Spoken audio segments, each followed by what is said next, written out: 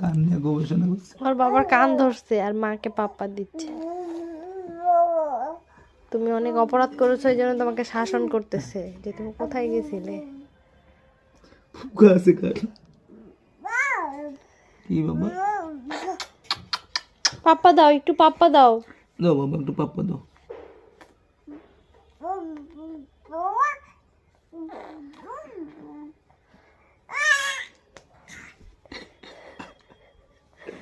পাপ্পা দে।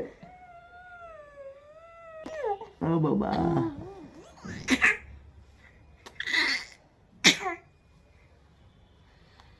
বাবা দাও।